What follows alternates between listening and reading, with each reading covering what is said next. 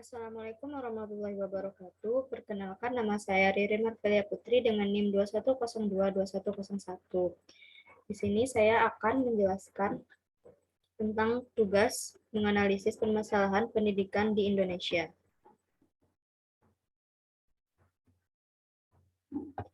Permasalahan yang pertama, fenomena atau fakta permasalahan pendidikan Indonesia yang pertama yaitu Jokowi diminta pertahankan pemerataan pendidikan di Papua.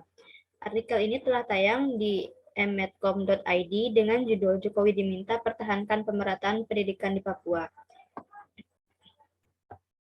Medcom.id edisi Sabtu 29 Juni 2019 mengangkat isu tentang 3T yaitu terdepan, terpencil, dan tertinggal.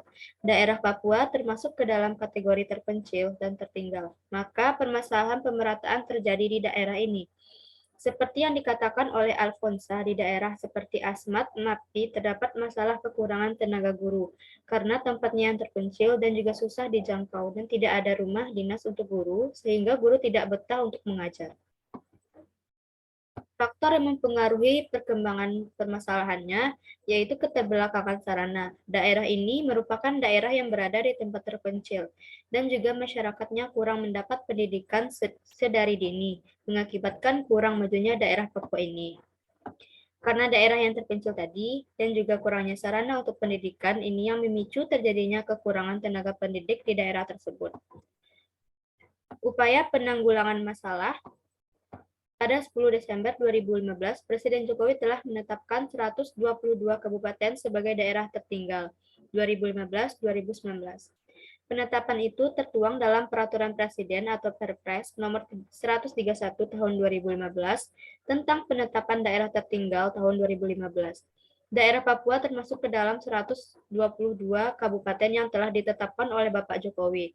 Presiden Indonesia telah mengeluarkan program 3T yaitu terdepan, tertinggal, dan terpencil. Guna program 3T ini untuk menyamaratakan pendidikan yang ada di Indonesia agar tidak ada lagi daerah yang ketertinggalan pendidikannya.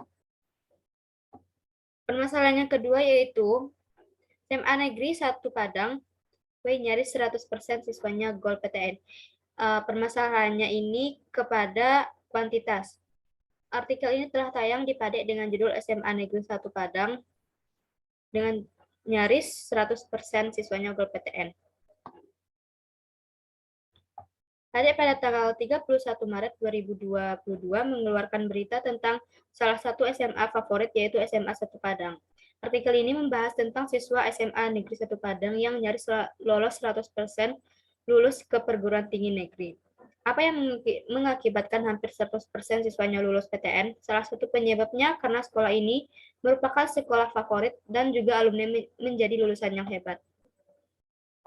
Faktor yang mempengaruhi yaitu salah satu SMA favorit yang berlokasi di Kota Padang, Sumatera Barat, yaitu SMA Negeri 1 Padang, yang berlokasi di Belanti. Dulunya sekolah ini berlokasi di Jalan Sudirman, bersebelahan dengan SMP Negeri 1 Padang. Nyaris 100% siswanya lulus PTN. Apa yang mengakibatkannya? Ada beberapa faktor yang mengakibatkan nyaris 100% masuk PTN. Salah satunya karena sekolah ini merupakan sekolah favorit di Sumatera Barat.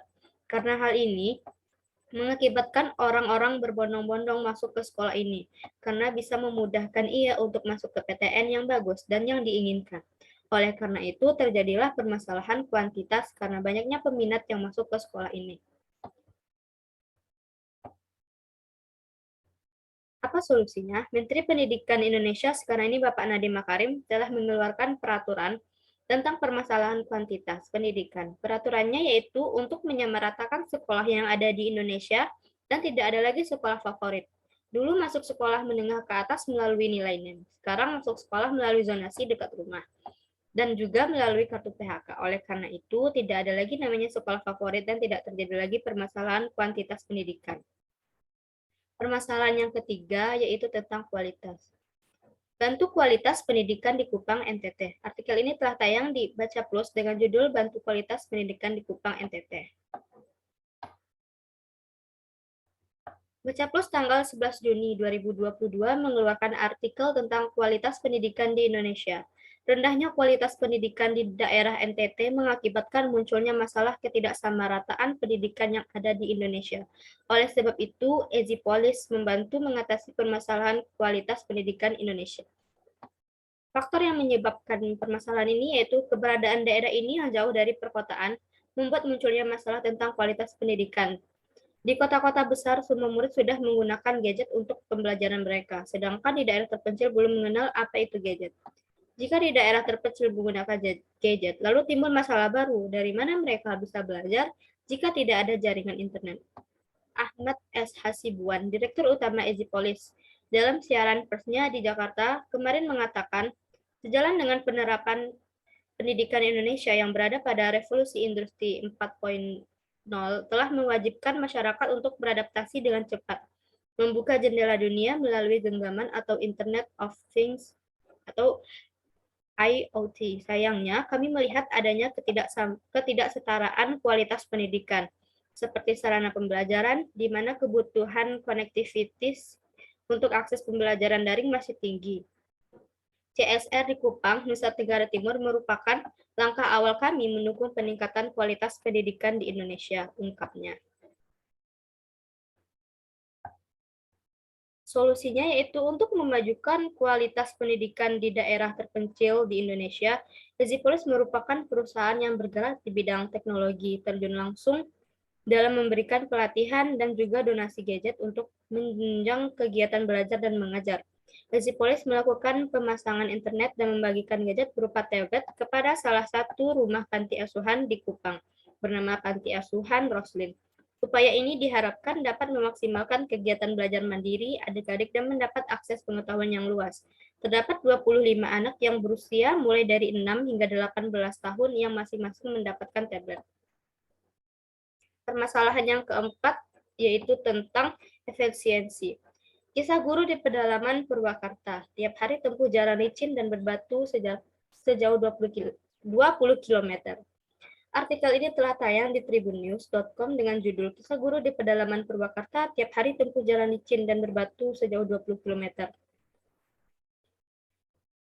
Tribunnews.com pada Selasa 24 bulan 11 2021 mengeluarkan berita seorang guru yang mengajar di pedalaman Kabupaten Purwakarta tepatnya di SD Negeri 1 Parung Bantung, Kecamatan Sukasari, Kabupaten Purwakarta, Jawa Barat. Unan sapaan akrabnya, ia menempuh jarak 20 km dengan waktu yang harus ditempuh selama lebih kurang 1 jam menuju sekolah tempat ia mengajar. Waktu tempuh yang begitu lama dikarenakan kondisi jalan yang licin dan berbatu terbilang cukup ekstrim dilalui sepeda motor yang dikendarai Unan. Selain jalan licin berbatu, kondisi jalan berliku dan terjal. Itu juga dipenuhi lumpur tanah merah yang menghambat roda kendaraannya jika terjadi hari hujan.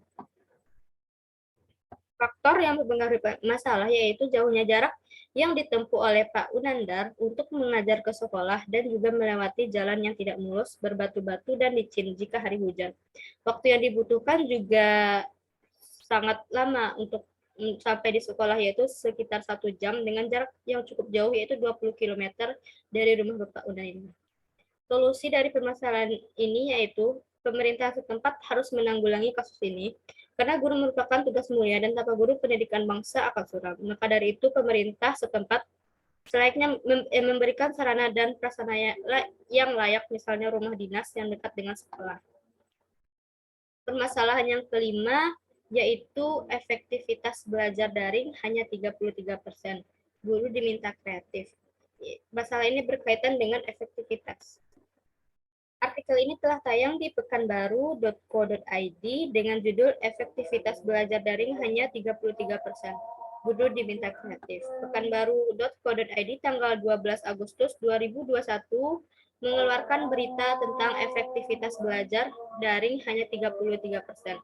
Guru diminta kreatif karena belajar secara tatap maya, para murid tidak bisa berkonsentrasi seperti saat bertatap langsung dengan guru.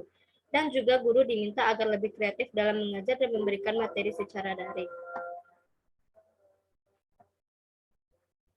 Faktor yang mempengaruhi permasalahan ini yaitu pada tahun 2020, tepatnya bulan Maret, datang wabah yang bernama coronavirus atau lebih dikenal dengan sebutan COVID-19. Virus ini berkembang dengan cepat, ia merusak kesehatan masyarakat. Gejala yang dialami oleh orang yang mengidap virus ini adalah seperti demam, demam seperti biasanya, tetapi karena virus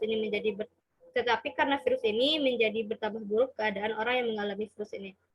Karena wabah ini, seluruh aktivitas di muka bumi ini dikerjakan dari rumah, termasuk dengan kegiatan pembelajaran. Pembelajaran dilakukan secara online melalui aplikasi Zoom dan aplikasi lainnya. Karena hal itu, Kepala Dinas Pendidikan Kota Pekanbaru, Bapak Ismardi, berpendapat belajar lewat online ini kurang efektif, karena belajar daring itu efektivitasnya hanya 33%. Solusi yang dapat diberikan, karena kurangnya efektivitas belajar dengan menggunakan media online, maka Kepala Dinas Pendidikan Kota Pekanbaru, Bapak Ismerdi, menerapkan uji coba pelajaran tatap muka, tetapi hanya berjalan selama 2 minggu karena penyebaran virus yang sangat cepat dan dikembalikan lagi belajar di rumah. Oleh sebab efektivitas belajar yang hanya 33%, maka guru dituntut untuk lebih kreatif dalam memberikan pelajaran saat daring. Guru diminta untuk kreatif dalam memberikan materi soal-soal dalam pembelajarannya. Masalah yang keenam yaitu tentang efisiensi. Ruang kelas tak layak SD Negeri Sinar. Yang keenam ini tentang relevansi. Ruang kelas tak layak SDN Sinar Galih 2 Cianjur. Harap Pemda segera perbaiki gedung sekolah ini. Artikel ini telah tayang di Kompas TV dengan judul Ruang Kelas Tak Layak SDN Sirna Galih 2 Cianjur. Harap Pemda segera perbaiki gedung sekolah. Kompas TV pada Senin 23 bulan 5 2022 mengeluarkan berita tentang ruang kelas yang tak layak dipakai di SD Negeri Sinar Galih 2 Cianjur. Harap Pemda segera memperbaiki gedung sekolah yang rubuh, karena gedung yang sudah tua dan tidak pernah diperbaiki dari awal pembangunan. Faktor yang mengakibatkan permasalahan yaitu waktu itu pembelajaran sedang berlangsung pada siang hari. Pada musim hujan, tiba-tiba di atap ada yang ke bawah. Anak-anak kaget benda yang jatuh kena meja. Tapi alhamdulillah anak-anak langsung diamankan oleh gurunya dan ruangan dikosongkan dengan segera. Tutur salah satu guru SD di SDN Sinar Galih 2 Cianjur, yaitu Teni Slutiani Wijaya. Kerusakan sekolah sudah terjadi sekitar 6 tahun lalu. Katanya kayunya sudah lapuk di bagian atap menyebabkan atap 3 ruangan kelas ambruk. Selain itu, dinding kelas juga terpisah dikarenakan pergeseran tanah. Pada sore hari, terjadi angin kencang dan warga sekitar memberitahu pihak sekolah bahwa ada kelas yang ambruk. Solusi yang diberikan yaitu pemerintahan daerah setempat agar bisa memberikan bantuan untuk pembangunan ruang yang ambruk, guna proses pembelajaran dapat berjalan dengan baik dan tidak ada kendala sedikit pun. Masalah yang ketujuh yaitu tentang tenaga kependidikan. Guru masih kurang, penghapusan tenaga honorer dikhawatirkan memperbanyak pengangguran. Artikel ini telah tayang di suarantb.com dengan judul Guru Masih Kurang, Penghapusan Tenaga Honorer Dikhawatirkan Memperbanyak Pengangguran. Suara NTB pada 10 Juni 2022 mengangkat isu tentang tenaga kependidikan honorer yang akan dihapuskan pada tahun 2023 mendatang. Penghapusan tenaga honorer ini dikhawatirkan akan memperbanyak pengangguran yang ada di Indonesia jika pemerintah tidak membuka formasi guru ASN sesuai kebutuhan sekolah. Faktor yang mempengaruhi masalah ini yaitu keluarnya Undang-Undang ASN tentang penghapusan tenaga honorer pada tahun 2023 yang akan datang.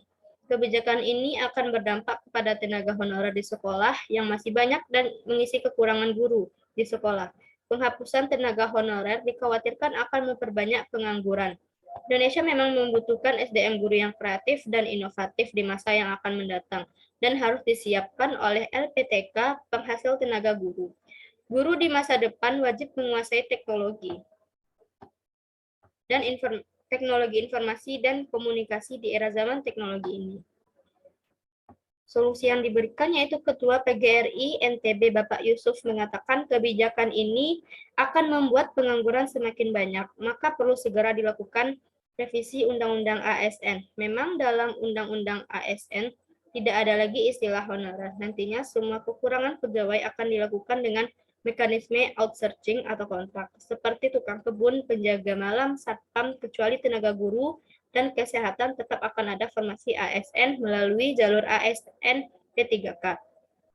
Pemerintah juga membuka kembali penggandaan guru pegawai pemerintahan dengan perjanjian kerja atau yang lebih dikenal dengan P3K dengan ditertibkannya Peraturan Menteri Pandayagunaan Aparatur Negara dan Reformasi Birokrasi atau Permen Pan RB nomor 20 tahun 2022 tentang penggandaan pegawai pemerintah dengan perjanjian kerja untuk jabatan fungsional guru pada instansi daerah tahun 2022. Nantinya yang akan menjadi prioritas adalah guru non-aparatus sipil negara atau ASN atau honorer yang telah lolos passing grade atau memenuhi nilai ambang batas pada seleksi P3K jabatan fungsional guru tahun 2021. Itulah sekian presentasi dari saya. Wabillahi taufiq wal hidayah. Assalamualaikum warahmatullahi wabarakatuh.